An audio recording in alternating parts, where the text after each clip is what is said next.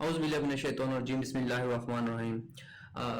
Dear students, اپنے نئے lecture کے ساتھ حاضر ہیں.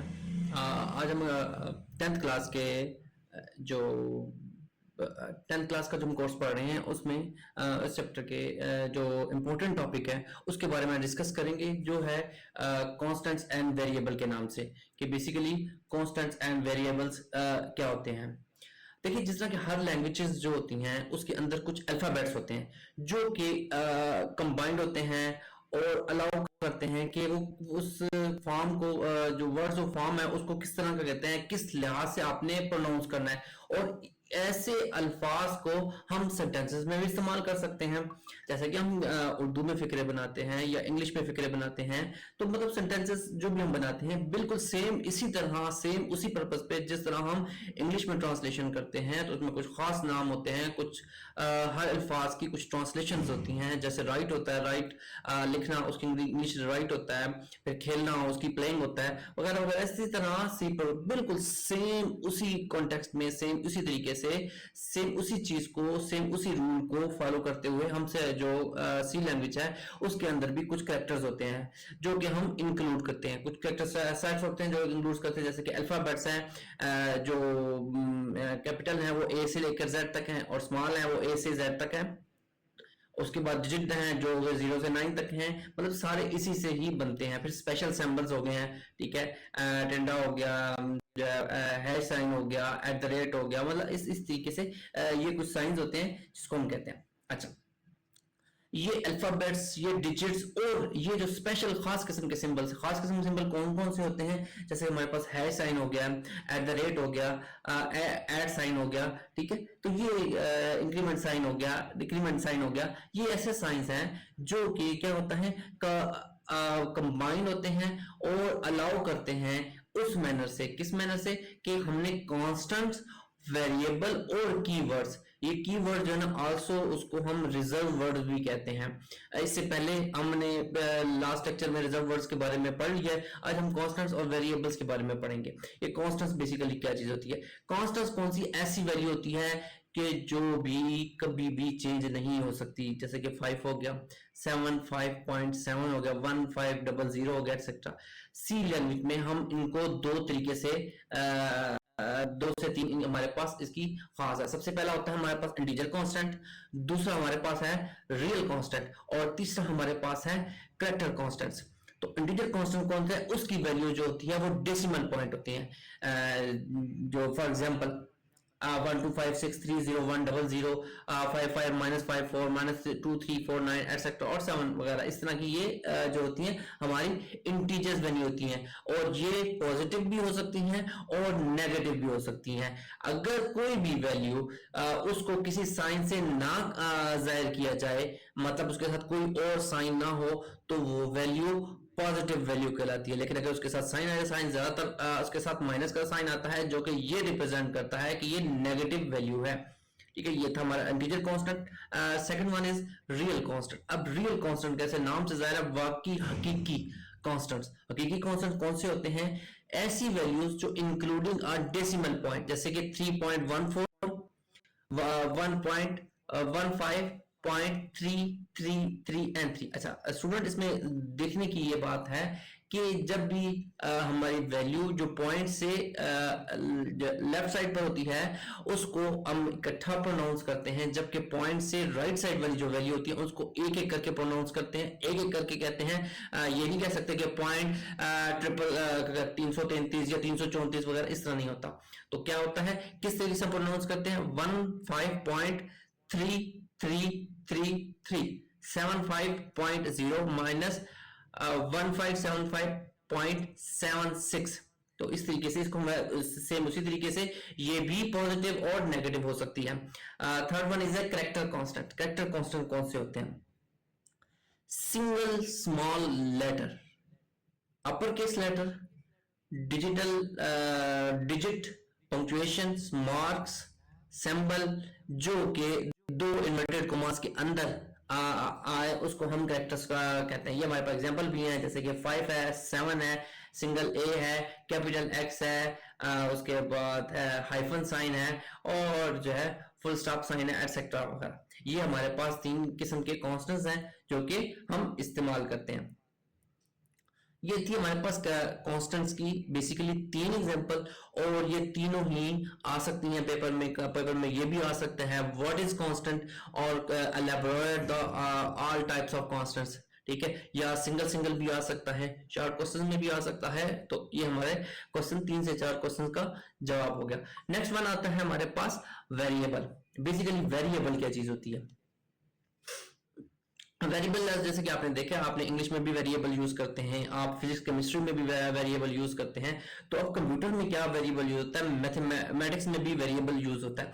बेसिकली देखा जाए कि बाकी तमाम जो है सब्जेक्ट हैं वो मैथमेटिक्स से आगे फर्दर प्रोनाउंस हुआ है, तो चूंकि कंप्यूटर साइंस जो है वो भी एक मशीन है, और मशीन के अंदर जो है वो सिग्नल है और इलेक्ट्रॉनिक्स है, वो 0 और 1 की फॉर्म में होता है, और 0 और 1 जो है वो मैथ की एक फॉर्म है। तो इसी तरह उसी की डेफिनेशन को मजीद सिंप्लीफाई किया, मजीद एलेबोरेट किया है कि वेरिएबल क्या होता है। इसका डेफिनेशन क्या है? Variable is actually a name given to a memory location as the data is physically stored inside the computer memory। यानी कि क्या होता है कि वेरिएबल एक ऐसा नेम होता है जो उसकी एक मेमोरी के अंदर, कंप्यूटर की जो मेमोरी होती है उस मेमोरी के अंदर किसी खास लोकेशन पे पड़ा होता है, और फिजिकली वो स्टोर होता है उसकी कंप्यूटर की मेमोरी के अंदर, और जिस जगह पर वो स्टोर होता है उसका एक खास नाम होता है।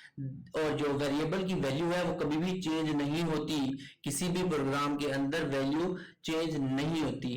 तो अब इसकी क्या डेफिनेशन बन गई कि मेमोरी के अंदर खास लोकेशन के ऊपर फिजिकली जो चीज स्टोर होती है उसका कोई खास नाम होता है, उसको हम वेरिएबल कहते हैं। और ये वेरिएबल कभी तब्दील नहीं होता।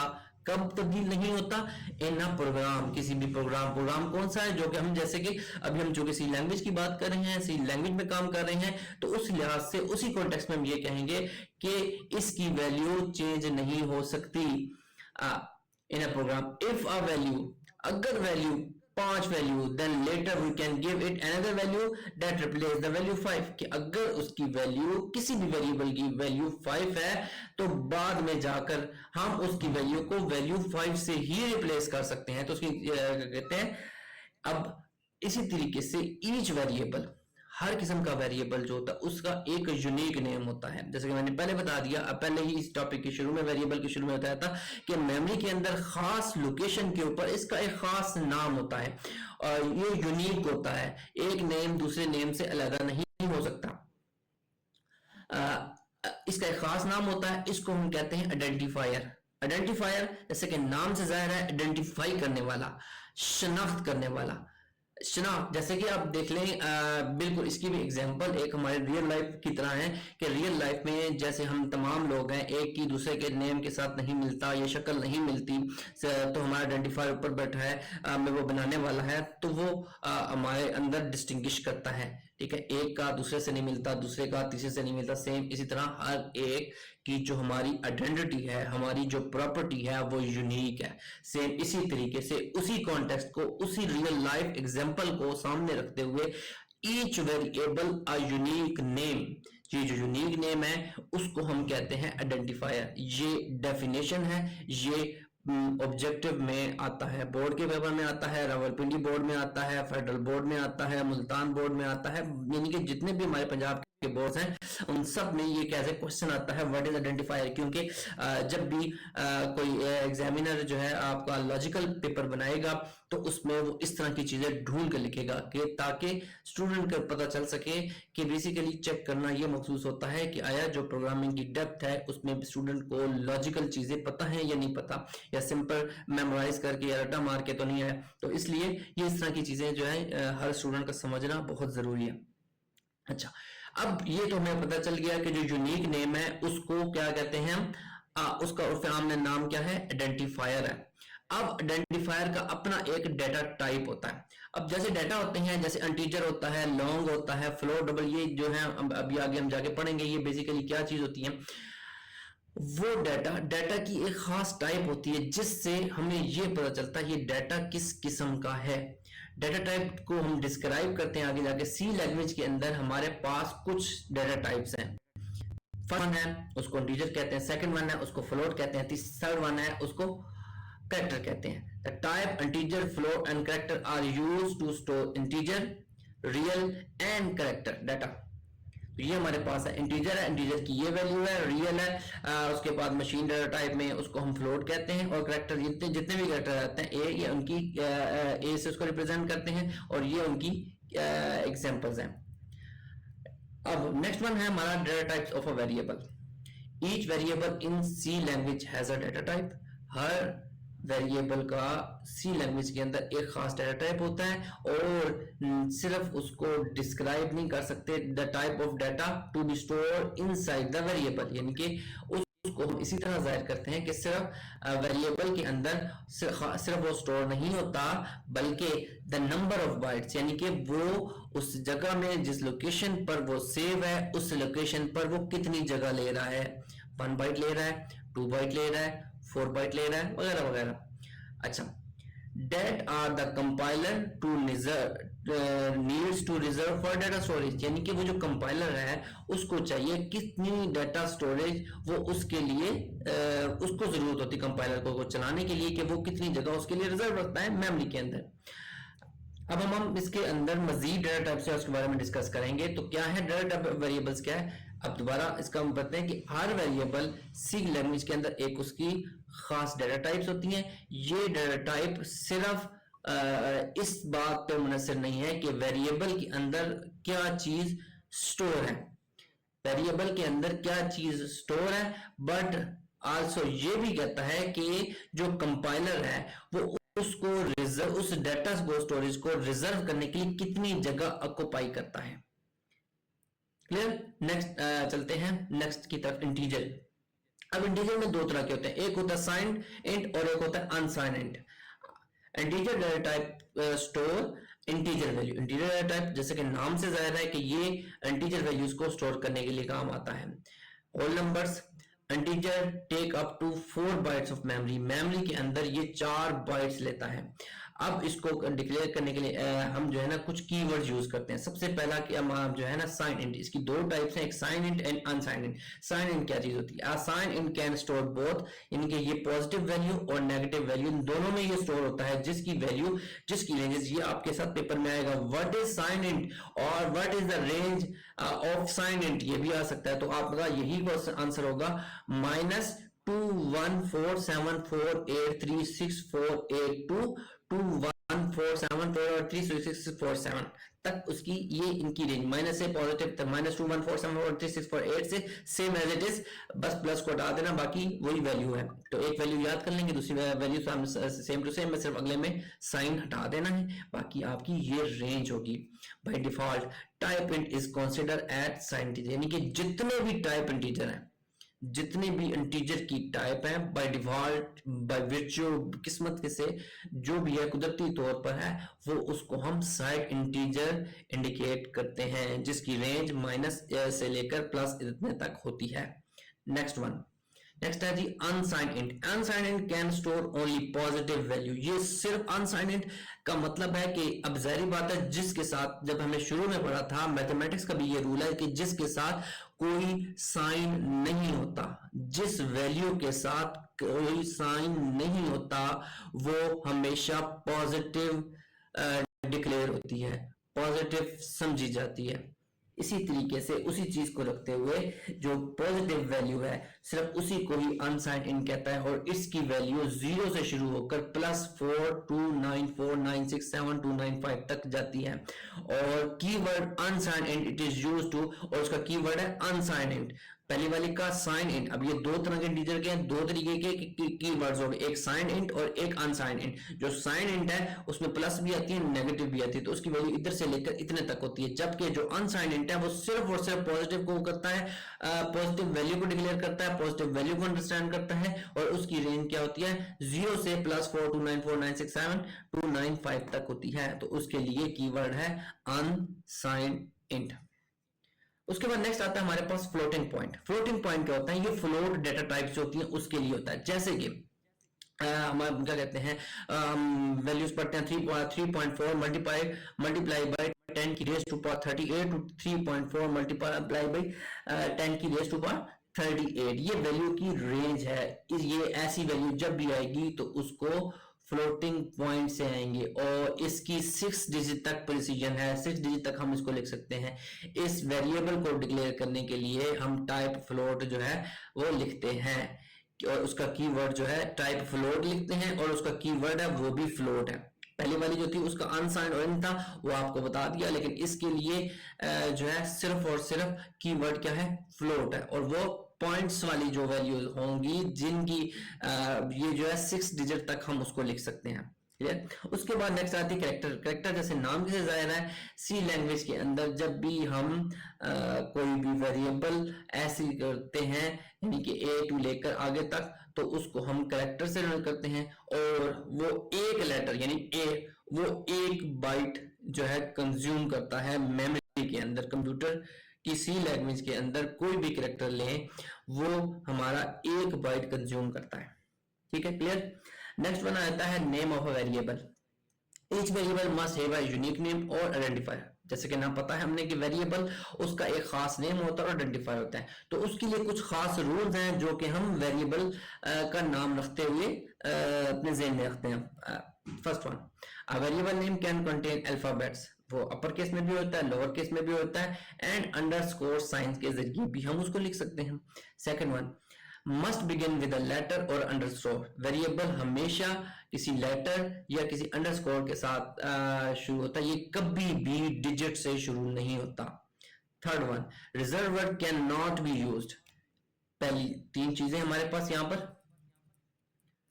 Fourth one, there is no strict rule on how long variable, کہ جی اس میں کوئی ایسا رول نہیں ہے کہ ہم اس کو ویریبل کو کتنا لمبا رکھنا ہے, but we should choose a concise length for a variable name to follow a good design practice. کہ یہ good design practice ہے کہ یہ تو اس میں منحصر نہیں ہے کہ ہم نے اس کا سائز یا اس کی لینتھ کتنی لمبی رکھنی ہے, لیکن ایک اچھی پریکٹس کے لیے ہمیں اسے کم سے کم اتنی ہے کہ وہ پریسائز لگے, خوبصورت لگے. تو یہ 4 پوائنٹ ہیں جو کہ نیم آف اے ویریبل رکھنے کے لیے. پہلا ون, کسی اس کو ہم الفابیٹس سے لکھتے ہیں ظاہر کرتے ہیں, وہ لوور کیس بھی ہو سکتا ہے اپر کیس بھی ہو سکتا ہے, اور اس کے علاوہ جو ہے نا ڈیجٹ اینڈ انڈرسکور کے ساتھ ہوتا ہے. شروع میں نہیں آتا اینڈ میں آ سکتا ہے. ویریبل نیم مسٹ بگن, یہ لیٹر کے ساتھ یا انڈرسکور کے ساتھ ہوتا ہے اور کبھی بھی یہ ڈیجٹ کے ساتھ نہیں سٹارٹ ہوتا. ایک دوسری چیز. تیسری چیز, اس کے لیے ریزرو ورڈ یوز نہیں کر سکتے ہم. چوتھی چیز, کوئی اسٹرکٹ رول نہیں ہے کتنا لمبا ہم نے اس کو لکھنا ہے, بس جتنا کا کہتے ہیں خوبصورت لگتا ہے ہم اتنا ہی اس کو لکھ سکتے ہیں. اس کے بعد یہاں تک تو ہم نے پڑھ لیا ویریبل کے بارے میں, ویریبل کی ٹائپس کے بارے میں, ویریبل کی ٹائپس کیا ہوتی ہیں. اس کے بعد نیکسٹ ون ہے ہمارا ٹاپک ہے ویریبل ڈکلیریشن, کہ بیسیکلی ویریبل ڈکلیریشن کیا ہوتی ہے. کسی بھی ویریبل کو ڈکلیئر کرنے کے لیے کہ اس سے پہلے کہ ہم اس کو پروگرام میں استعمال کر سکیں, declaring a variable including specifying its data type and give it a valid name, کہ اس کو ڈکلیئر کریں کسی اس کی جو اپنی خاص ڈیٹا ٹائپ ہے اس سے, اور اس کو ایک خاص ویلڈ نام دیں. جیسے کہ نیچے سینٹیکس دیا data type data underscore type variable underscore نیم, یعنی ڈیٹا انڈرسکور ٹائپ اور ویریبل انڈرسکور نیم یہ لکھا. جیسے کہ سم ایگزامپلز ہیں ویلڈ ڈکلیریشن آف ویریبلز کی. Number 1, unsigned int age. یہ ایج جو ہے یہ ویریبل ہے اور ایج بتاتا ہے کہ کسی آدمی کی یہ ایج کے ساتھ ہے, اس نے جگہ لے لی ہے میموری کے اندر, جگہ کنزیوم کر لیا اور یہ unsigned int ہے. نمبر 2 ہے جی float height. height جو ہوتی ہے کسی بھی انسان کی ہائٹ کو بتاتا ہے کہ جی اس کا قد کتنا ہے. int salary, وہ بھی سیلری اس کی کیا ہوتا ہے وہ آگے لکھیں گے ہم. کریکٹر marital انڈرسکور اسٹیٹس, کہ marital اسٹیٹس کیا ہے, سنگل ہے میرڈ ہے جو بھی ہے, ٹھیک ہے وہ لکھتے ہیں. یہ بیسیکلی ہیں اور ان کو لکھنے کے لیے یہ طریقہ کار ہے. اور جب بھی کمپیوٹر کے اندر سی لینگویج کے اندر جب بھی ہم یہ سیمی کولن ڈالیں گے تو اس کا مطلب ہے کہ یہ والی سٹیٹمنٹ یہاں پر ختم ہو گئی ہے, اب اگلی سٹیٹمنٹ ہم نیکسٹ لائن میں لکھیں گے. ٹھیک ہے, تو اس کو کہتے ہیں سیمی کولن بھی کہا جاتا ہے اس کو, اور اس کا ایک اور نام ہے جو کمپیوٹر کی زبان میں ہوتا ہے, اس کو کہتے ہیں ڈیوائڈر بھی کہا جاتا ہے. ٹھیک ہے, تو یہ بیسیکلی ہمارے پاس ویریبل ڈکلیئر کرنے کا ٹھیک ہے. اسی طرح دو اور ہمارے پاس ایگزامپل ہے. فلوٹ ہائٹ جو ہے وہ اس میں آتی ہے، کیونکہ ایک دفعہ ہائٹس جو ہوتی ہیں وہ ظاہری بات ہے فیٹس میں بھی آتی ہیں، کئی سینٹی میٹر میں بھی آتی ہیں، کہ کئی ایسے لوگ ہوتے ہیں جن کا 5 فٹ پوائنٹ سم تھنگ ہوتا ہے. پوائنٹ سم تھنگ مطلب 5 فٹ 4 انچ ہو سکتا ہے، 5 انچ ہو سکتا ہے، 6 انچ ہو سکتا ہے. اسی طریقے سے یہ اس کو فلوٹ میں ہم لکھتے ہیں. ٹھیک ہے. اس کے بعد مارکس ہو گئے ہیں. پھر اسی طرح بعد جینڈر ہو گیا، یہ کریکٹر میں آئے گا. اسٹیٹس ہے وہ بھی کریکٹر میں آئے گا. تو یہ ظاہری بات ہے جینڈر جو ہے وہ ڈیجٹ میں تو آ نہیں سکتا. اب جینڈر یا تو میل ہوگا یا فیمیل ہوگا یا ٹرانسجینڈر ہوگا. تین یا تین سے تو چھوٹی کوئی قسم ہو رہی، لیکن زیادہ تر ہم جو یوز کرتے ہیں دو ہی قسمیں ہوتی ہیں، یا میل ہوتا ہے یا فیمیل ہوتا ہے، بس. تیسری قسم کوئی بھی نہیں ہوتی. باقی وہ جو ہوتے ہیں وہ بھی اسی میں آتے ہیں، لیکن یہ ہے بیسیکلی جینڈر جو ہوتے ہیں وہ دو ہی طرح کے ہوتے ہیں. اس کا میرٹل اسٹیٹس وہ کیا ہے، وہ ہم ظاہری بات ہے یا تو وہ سنگل ہوگا یا میرڈ ہوگا یا ڈائیورسڈ ہوگا، بس تین چیزیں. A variable can be declared unless we mention it at us time تک ہم ویریبل کو ڈکلیئر نہیں کر سکتے جب تک کہ ہم اس کا ڈیٹا ٹائپ کو مینشن نہ کریں. آفٹر ڈکلیئرنگ ویریبل، اس کو ڈکلیئر کرنے کے بعد ہم اس کو استعمال کر سکتے ہیں ایز اے ویریبل کا استعمال سکتے ہیں، اس کے اوپر آپریشن پرفارم کر سکتے ہیں. پہلی ایگزامپل وائڈ مین، جیسے کہ میں شروع سے پروگرام پڑھا تھا تو اس میں یہ ہم نے بتایا تھا کہ وائڈ مین کس لیے استعمال کرتے ہیں. اس کے بعد اس کی باڈی سٹارٹ ہوتی ہے، تو سب سے پہلے آتا ہے گریڈ کا. کوئی بھی اسٹوڈنٹ ہے وہ مارکس لیتا ہے تو اس کے گریڈ ہوتے ہیں، اور گریڈ ہمیشہ اے بی اور سی سے ہی ہوتا ہے. اور سی کیا ہوتا ہے، یہ اے بی سی جو ہوتا ہے یہ بیسیکلی کریکٹر ہوتا ہے. تو اسی لیے کریکٹر اس کی ڈیٹا ٹائپ ہے، اور گریڈ کیا ہے، اس ویریبل کا نیم ہے. نیکسٹ ہے انٹ ویلیو. انٹیجر ویلیو یعنی کہ ظاہری بات اب اس کے مارکس بھی ہوں گے. اب مارکس جو ہوں گے وہ ہمیشہ انٹیجر میں آئیں گے، وہ پوائنٹس میں تو نہیں آئیں گے. تو اس لیے انٹیجر انٹ ویلیو اور سیمی کولن. اور جو ویلیو کے اندر جب ہم دیں گے تو اس کے کیا کہتے ہیں، وہ ہم اس کے بعد فارمولا لگائیں گے. تو یہ بیسیکلی ہے. اس کے بعد نیکسٹ آتا ہے ویریبل انیشلائزیشن.